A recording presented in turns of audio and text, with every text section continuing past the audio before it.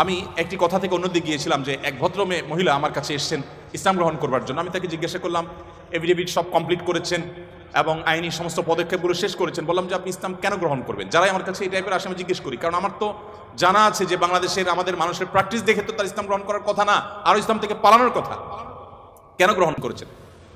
তো তিনি বললেন, ইসলাম সম্পর্কে আমি বই পড়েছি, এই বই আমাকে প্রভাবিত করেছে। আবার কোনো কোনো ব্যক্তিকে আমি দেখেছি, তাদের ব্যক্তিত্ব দেখে, নিশ্চয়ই সেরকম ব্যক্তিত্ব খুবই কম, দেখে আমি প্রভাবিত হয়েছি।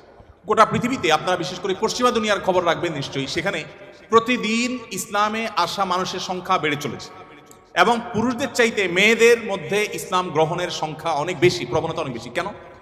যেখানে নারী অধিকার নিয়ে এত কথা বলা হয়, নারীদের অধিকার দেওয়ার জন্য এত আয়োজন নেওয়া হয়, এত উদ্যোগ নেওয়া হয়, সেই সমাজে কেন, সেই সমাজের নারীরা কেন ইসলামে আসছে এবং সেখানকার মুসলমানরা কেন ইসলামে আসছে, এই বিষয়টা নিয়ে আমি একটু স্টাডি করার চেষ্টা করলাম। আমার কাছে দুটি জিনিস পরিষ্কার হয়েছে। নাম্বার এক, তারা কোরআন পড়ে। যারাই ইসলামের পথে এসেছে তাদের বেশিরভাগ মানুষ কোরআন পড়ে ইসলামে এসেছে।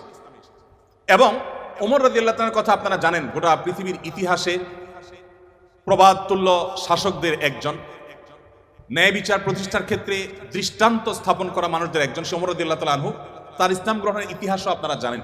তিনি কিন্তু নবী সাল্লাল্লাহু আলাইহি সাল্লামকে হত্যা করার দায়িত্বে নিয়োজিত হয়ে সে দায়িত্ব পালন করার জন্য যাচ্ছিলেন।